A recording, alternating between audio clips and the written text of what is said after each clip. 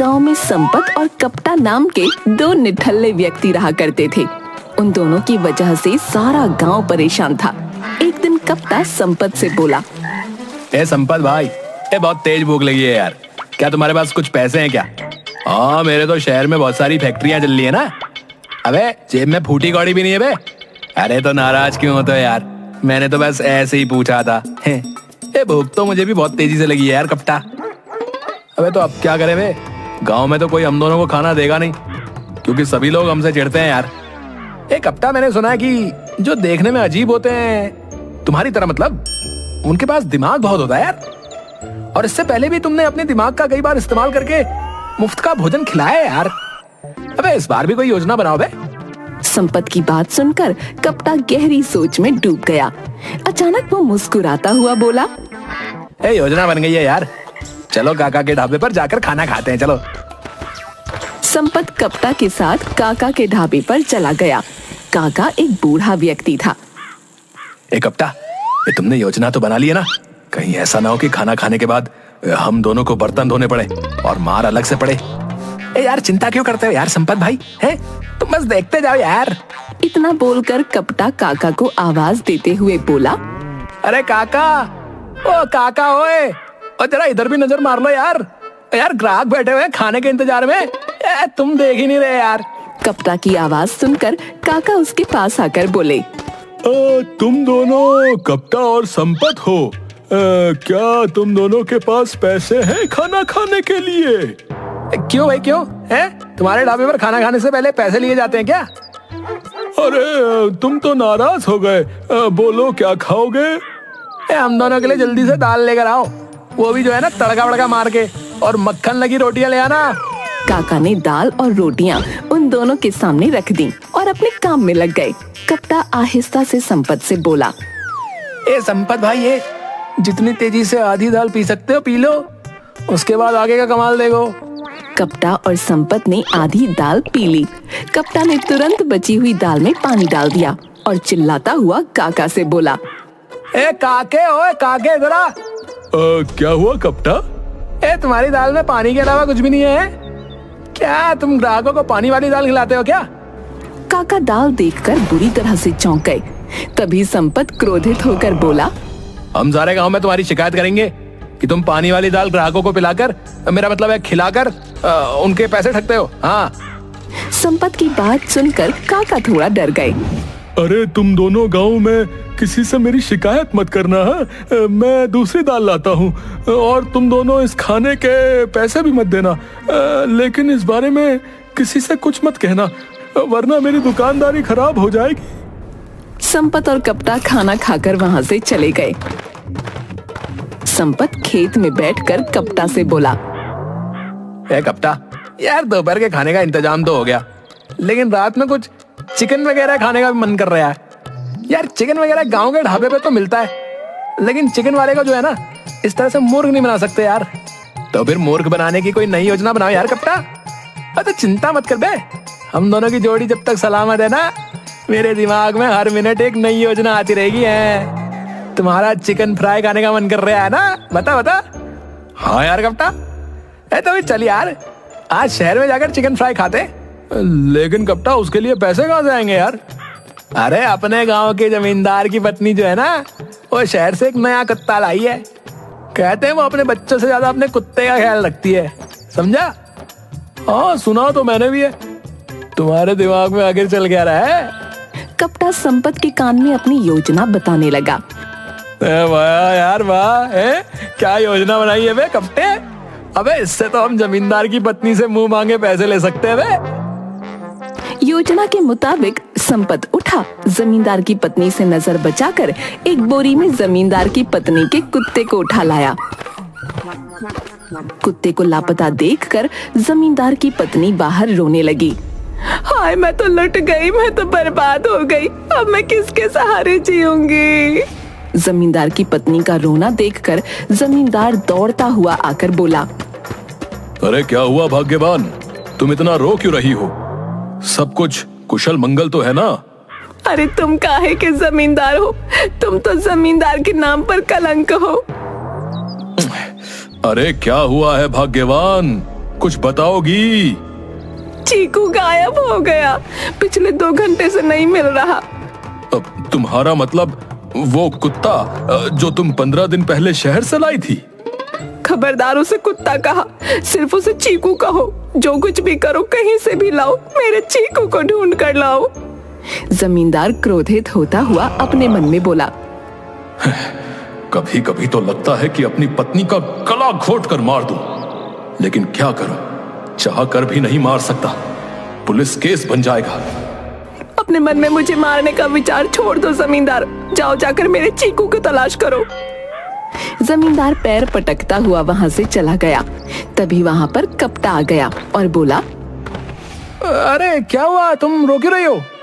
जमींदार की पत्नी रोते हुए कुत्ते के लापता होने की बात बताने लगी। मैं तुम्हारी मदद कर सकता हूँ, लेकिन तुम्हें उसके लिए मेरे साथ चलना पड़ेगा। और हाँ, अपने पर्स में 10,000 रुपए भी डाल लेना। मेरे पर्स में हमेशा 10-20 हजार रुपए पड़े रहते हैं, बताओ मुझे कहाँ चलना है। कपटा जमींदार की पत्नी को गांव के एक पुराने बरगद के पेड़ के पास ले गया और जमींदार की पत्नी से बोला, तुम्हारे पास जितने भी पैसे हो इस पेड़ के सामने रख दो और पीछे मुड़कर मत देखना। कुछ देर बाद तुम्हें तुम्हारा चीकू मिल जाएगा। जमींदार की पत्नी ने वैसा ही किया। वो पैसे रखकर कुछ दूर चली ही थी कि तभी संपत, जो कि पेड़ के पीछे छुपा हुआ था, उसने बोरे से कुत्ते को निकाल दिया। कुत्ता तुरंत दौड़ता हुआ जमींदार की पत्नी के पास चला गया। कपटा मुस्कुराता हुआ संपत से बोला, देखा संपत भाई, चिकन के शहर में चिकन खाने की बात कर रहे थे, मगर जमींदार की पत्नी तो इतने पैसे दे गई कि अब हम 1 महीने तक चिकन के साथ साथ मटन भी खा के गुजारा कर सकते हैं बे। हाँ तो देर किस बात की है भाई कपटे, चल मेरे पेट में तो चूहे दौड़ने लगे यार। संपत और कपटा शहर में जाकर पैसे उड़ाने लगे।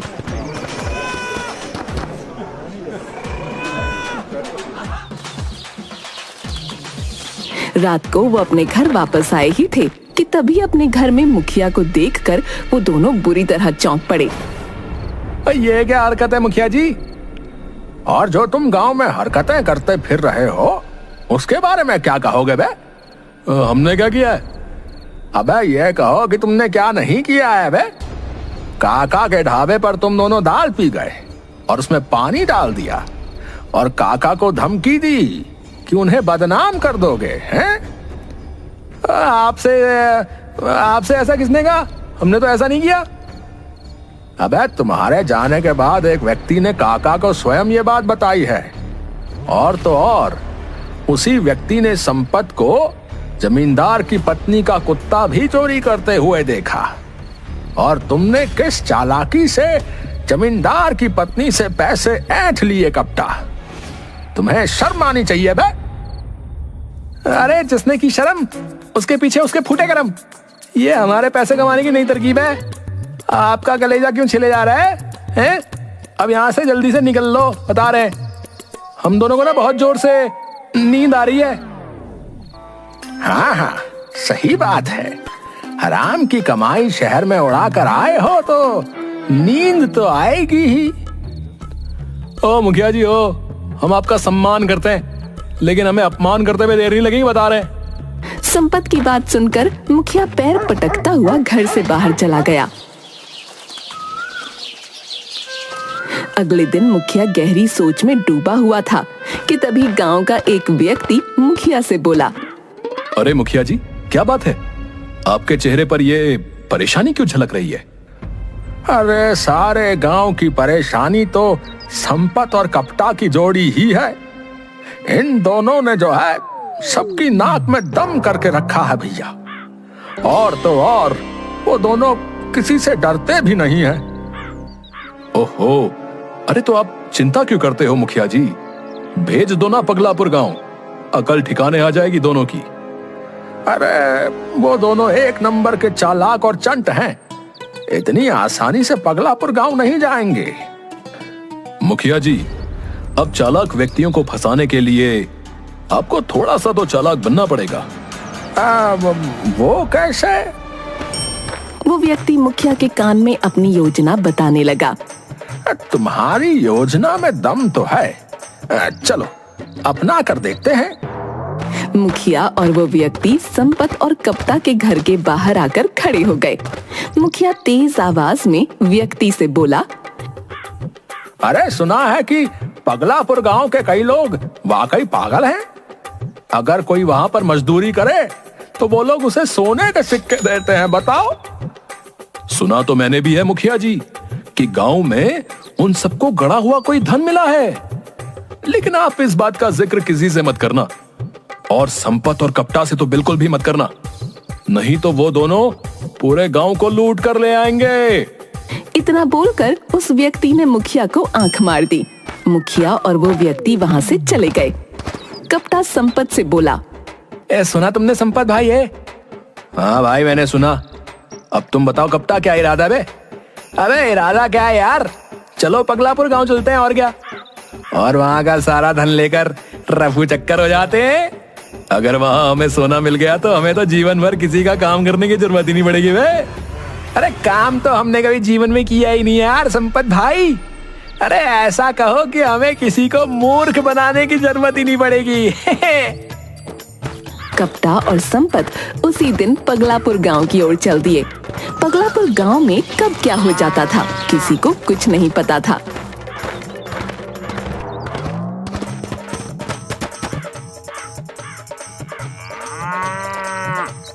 अरे क्या हुआ भाई? अरे तुम दोनों हमको ऐसे क्यों घूर रहे हो भाई? हम दोनों कोई चोर नहीं है, बल्कि यहाँ पर मजदूरी करने के लिए आए, मजदूरी, समझे? कप्ता की बात सुनकर वो स्त्री मुस्कुराते हुए बोली, अरे नहीं, हम पगलापुर वाले दूसरे के गांव के लोगों का सम्मान करते हैं। लेकिन तुम्हारे हाथ में हार, फूल, माला वगैरह तो दिखाई नहीं दे रही। संपत ने इतना कहा ही था कि तभी उस स्त्री ने एक एक चांटा संपत और कप्ता को जड़ दिया। ये क्या बदतमीजी है? तुम्हारी हिम्मत कैसे हुई चांटा मारने की? ये हमारे गांव के सम्मान करने का तरीका है। सम्मान करने का ये तरीका? लेकिन अब तक तो हमने लोगों को हार, फूल, माला पहना कर ही सम्मान करते देखा। वो मूर्ख करते हैं, अकलमंद लोग नहीं। आइए, पगलापुर गांव में आपका स्वागत है। संपत और कप्ता क्रोधित होकर गांव के अंदर चले गए। कप्ता आहिस्ता से संपत से बोला, चिंता मत करो यार संपत भाई, आज ही की बात तो है यार। वैसे भी कल हम दोनों को सोना लेकर यहाँ से फरार हो जाना है। मुखिया जी, ये दोनों अपने गांव में मजदूरी करने आए हैं। वैसे भी हमें मजदूरों की बहुत ज्यादा आवश्यकता है। कोयले की खदान में मजदूरों की कमी पड़ रही है। मुखिया की बात सुनकर संपत और कप्ता बुरी तरह से चौंक गए। लेकिन यहाँ तो हमें आसपास कहीं कोयला नजर नहीं आ रहा है। तुम दोनों कान खोलकर साफ साफ सुन लो। हम एक दिन की मजदूरी के सिर्फ एक बोरी ही सोने के सिक्के दे पाएंगे, बता रहे हैं। मुखिया की बात सुनकर कप्ता और संपत को चक्कर आते हुए महसूस हुए। कप्ता आहिस्ता से संपत से बोला, संपत भाई, एक बोरी सोने की कीमत समझ रहे हो तुम? सही कह रहे हो कप्ता, अपने गांव के लोग तो मूर्ख है, मूर्ख भाई। यहाँ पर तो 2-4 दिन आराम से मजदूरी ही करेंगे और 4-5 सोने की बोरी लेकर कल्टी। हाँ, और इसके लिए हमें बेचारे इन मासूम भोले भाले गांव वालों को मूर्ख बनाने की कोई आवश्यकता भी नहीं भैया। तुम दोनों एक दूसरे से क्या बातें कर रहे हो भाई? कुछ नहीं मुखिया जी। हम जल्द से जल्द कोयले की खदान में जो है काम करना चाहते हैं मुखिया जी। तो फिर आओ। मुखिया संपत और कप्ता को एक बहुत पुराने घर के अंदर ले गया। उस घर के अंदर एक बहुत पुराना कमरा था जहाँ पर मकड़ी के जाले लटक रहे थे। मुखिया उन दोनों की ओर देखकर बोला, यही है कोयले की खदान। सारे मजदूर काम कर रहे हैं, तुम भी यहाँ पर काम करो, समझे? लेकिन यहाँ तो हमें कोई नजर नहीं आ रहा है मुखिया जी। तभी मुखिया ने एक जोरदार चांटा कप्ता के गाल पर जड़ दिया और बोला, अरे इतने लोग खड़े हैं, तुझे कोई नजर नहीं आ रहा है? इतना बोलकर मुखिया मकड़ी के जालों की ओर देखकर बोला, ये रही कोयले की खान, इन सबको इकट्ठा करो। इतना कहकर मुखिया बड़ी तेजी से बाहर चला गया और उन दोनों को बंद कर दिया। अपने आप को अंधेरे कमरे में बंद पाकर वो दोनों डर गए। अरे संपत भाई, ये सब क्या हो रहा है यार? मुझे ऐसा लग रहा है कि जैसे कि हमसे बदला लेने के लिए हमारे गांव के मुखिया ने हमें मूर्ख बना दिया है। ये साले तो जन्मजात पागल है यार। लेकिन पगलापुर गांव का मुखिया तो बोल रहा है कि वो हमें 1 दिन की मजदूरी के 1 बोरी सोने के सिक्के देगा। अबे वो बोल तो रहा था कि हमें कोयले की खदान में काम करना है। अबे क्या तुम्हें यहाँ पर कोई खदान नजर आ रही बे? यार तुम सही कह रहे हो यार संपत भाई। अब मुझे यकीन हो गया है कि मुखिया ने कल रात की बात का बदला लेने के लिए हम दोनों को मूर्ख बना दिया यार। पता नहीं हम दोनों को कब तक इस कमरे में बंद रहना पड़े यार। कप्ता और संपत दरवाजे को बुरी तरह से पीटने लगे, मगर बाहर से आवाज आई, अरे काम करते रहो भाई, भोजन तुम दोनों को शाम तक मिल जाएगा, समझे? कप्ता और संपत दरवाजा पीट पीट कर थक गए। 3 दिन बाद पगलापुर गांव के मुखिया ने दरवाजा खोला। कप्ता और संपत बेहोशी से अचानक उठ गए। अरे तुम दोनों यहाँ पर काम करने के लिए आए हो या आराम करने के लिए? है भाई, अभी 2 घंटे ही तो हुआ है और शाम होने में अभी कुछ घंटे और बाकी हैं। कप्ता संपत की ओर देखकर बोला, संपत भाई, जितनी ताकत से यहाँ से भागना भाग लो। अगर इस बार दरवाजा बंद हो गया तो अगली बार पता नहीं हम दोनों जीवित बचेंगे भी या नहीं। मेरे शरीर में जान नहीं है कप्ता, भूख से मेरा बुरा हाल है यार। शहर में जो चिकन फ्राई खाया था सब हजम हो गया यार। अबे भागना तो पड़ेगा संपत भाई। संपत और कप्ता अपने शरीर की पूरी ताकत लगाकर वहां से भागने लगे।